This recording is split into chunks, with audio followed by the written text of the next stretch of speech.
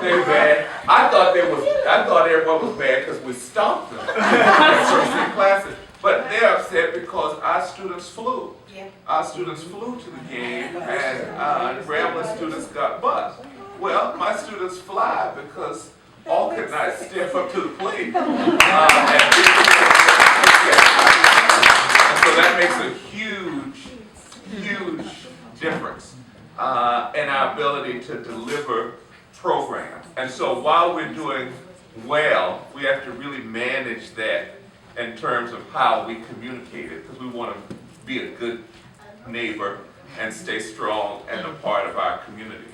But that said, as our brand grows, we continue to get recognized. We haven't announced it yet because the good news is we now have so much good news. Clara will tell you, we staggered the release of the news because it would be too much of the time. So I guess it's probably been 2 weeks or so now. Those of you who keep up with, I don't have Facebook, but those of you who have Facebook, I know Clara has it on there. About a month ago, I guess, I went to Chile, South America, and to Brazil with the governor of Mississippi, Governor Bryant. It was the state of Mississippi's first trade mission to Brazil since 1995. Alcorn had already had a partnership. I signed an agreement 2 years ago with Brazil. And so we have Brazilian students at Alcorn. The country of Brazil pays 100% for me to educate their students on their behalf. And so we learned, I guess it was 2 weeks ago, Claire, I think we're going to release it next week or sometime, that every year, the NAACP has the Spingarn Awards for achievement. In Brazil, they have an individual named Zumbi das Palmeiras. And Zumbi was a cross between Harriet Tubman, Martin Luther King, and Farrakhan. And so Zumbi was a freed black Brazilian, a Negro as they call him, and he was captured and enslaved. They sold him to a Catholic priest who taught him Latin, Greek, Italian. He was an altar worker, an acolyte, a permanent diaconate, for those of you who are Catholic. Well, at any rate, he kept complaining about being enslaved because he just wasn't accustomed to it. At any rate, he led a revolt in the church and escaped to the northern country. And then he would keep coming back to get other slaves and take them up north. He eventually created his own country and then went to war against Brazil. To free the slaves. And so he's very famous, and there's only one HBCU in Brazil, and it's called Zumbi. And so this year is the 10-year anniversary of Zumbi. I visited, we've worked with them, and I made a pledge and a commitment that I wanted to support them on this 10th year, and we're almost to our goal. Alcorn will be carrying 10,000 books to Zumbi to staff and stock their library. We visited with the State Department and the ambassador, and we received notice about 2 weeks ago that Alcorn will be receiving, they call them the Afro-Bras Awards, the Afro-Brazilian Awards. We'll be receiving the Zumbi Award in Brazil in November for our work educating black Brazilians. A lot is changing. We do online, we do digital. Pretty soon, those of you who have children or grandkids who might be coming, if you have, if you fly Delta, you know how you can go on your phone and pick your seat and change your seat assignment. In January, we'll be launching a new Alcorn app that will align to our new Alcorn website. And one of the functions of the app will also have all of students' information. Students now don't just have the ID card, they have the Discover ID card. So our students can use their ID card at Walmart, Kmart. Sometimes we've now learned that they're buying things we don't want them to buy. They're using it. But one of the things that's going to be on this app is our new housing feature. And so those of you who were in college and did not like your roommate, and you blamed someone else for that, we won't have that problem because starting in January, all of our students will be able to pick their room right on their phone. Just like you pick your seat, you can pick what room you want to live in a building. So we are really pushing forward in terms of technology and development. Let me say two more things, and then I'll open up for some Q&A. We continue to be strong in ag. We went through a period where, for whatever reason, there was not a full embrace of agriculture. Some decisions were made that I can't reverse. And so one of those was, for example, selling our dairy herd. I don't know who made that decision.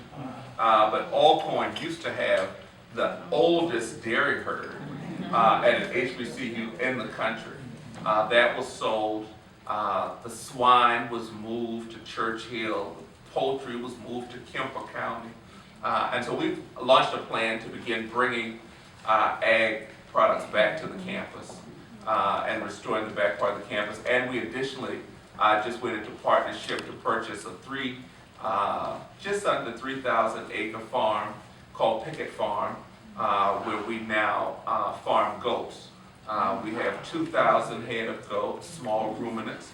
And these are not just any goats. These are not the goats you saw at your grandmama's house. These are kosher goats, and we're using halal meat processing, and so the meat is pure, and we're selling it, selling by the pound. We met with USDA yesterday, and through our Congressman Benny Thompson, we're working on becoming the state of Mississippi's official meat weighing station for the selling of both small ruminant meat and beef, all kinds of corn meat. And so we're excited about what we're doing in ag. And then let me say a word about athletics. It is an exciting time, and we're doing all we can for me to be back in Houston the second week of December. Everything we can. There would be those of you who did not make it to Indianapolis. It was something to see. I'm telling you, I've been getting calls from Circle City, and I won't tell it. I'll tell it. You're gonna be sad. I'll be sad, and I told you. So I count my money. Everybody knows I count my money. And I tell you, if you want to know why I did, I'll tell you why I did. Well, we had 2 games back to back. We had Warner and we had Grambling. And I know y'all.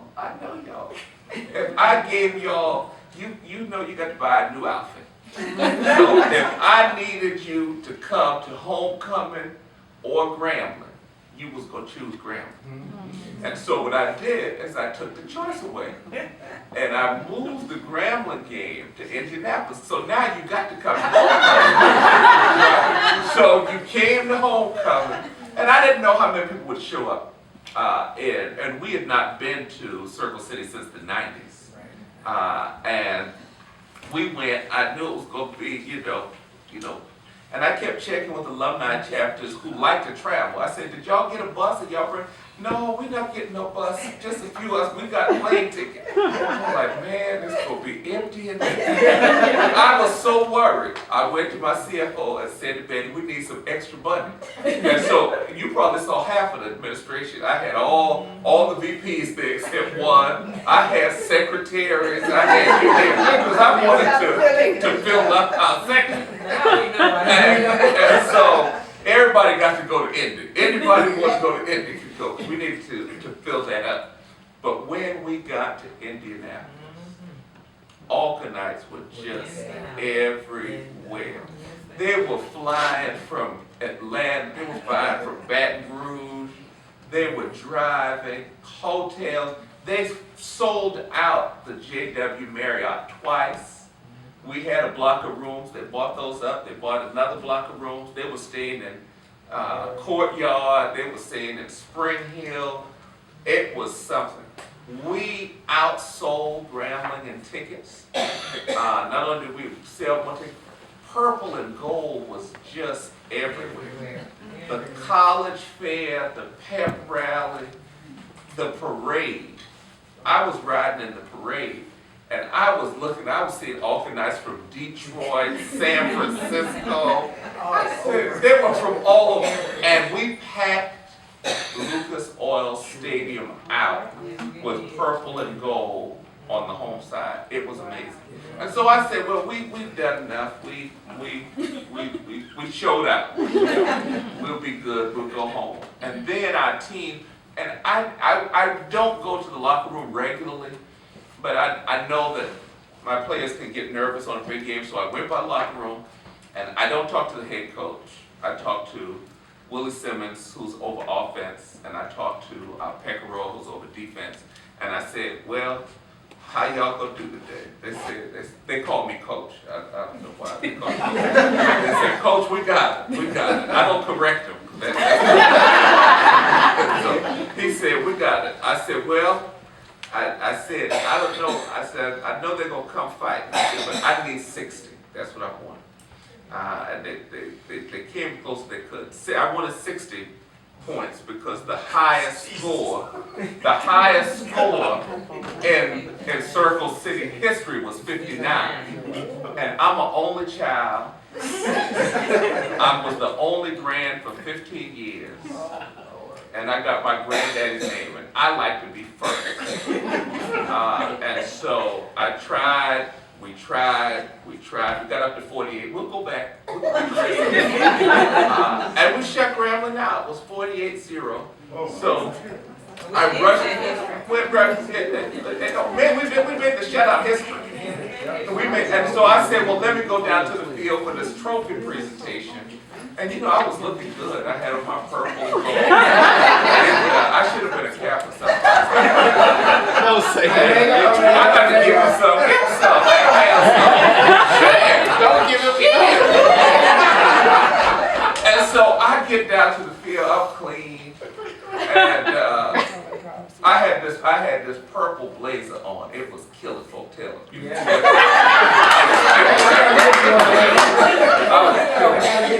I was killing with the purple blazer.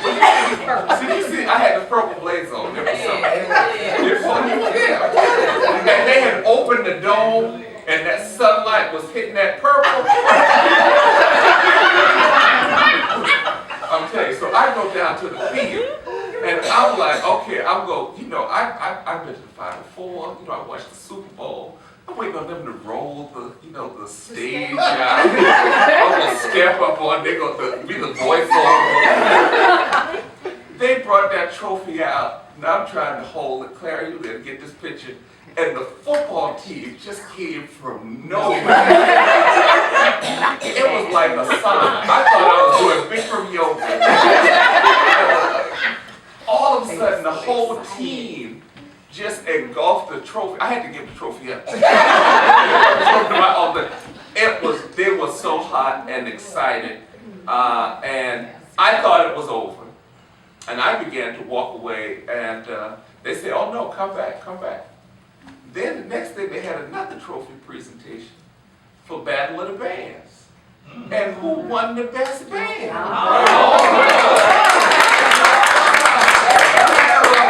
We took everything Indianapolis had. We took the grass, and so once they finished rebuilding the city, we'll go back. But it was great, and I want us to do that in Houston for the SWAC. There's no team more deserving to be in the SWAC championship game than Alcorn. I started to do a sharp before I left here, but I didn't want to move too fast because I want to know how they're going to count this forfeit game again with Jackson State. And the reason why is because it looks very. If we can get one Alabama loss, and I think we will, it will all come down to the Alcorn Jackson State game to see who will come to Houston. And I know Comanche don't have anything left. He has done all he can. And so if we can get to that point, we will be in Houston. And so it's exciting to be here. It's a great time at Alcorn. If you've not been, please come. The campus is growing. It is just a beautiful place. We just opened an arboretum. We're waiting on the Guinness Book of World Records to process its paperwork. We are clearly convinced that we'll be the first arboretum on an HBCU campus. So we've got an arboretum in the center campus. So there's so much going on. And so we ask you to come visit. And if you can't visit, certainly send your support. I got to pay for all the stuff I'm doing. And so we want to make sure we get paid for and keep our school in the #1 position. Because everyone is clearly watching what the purple and gold does in Lorman, Mississippi.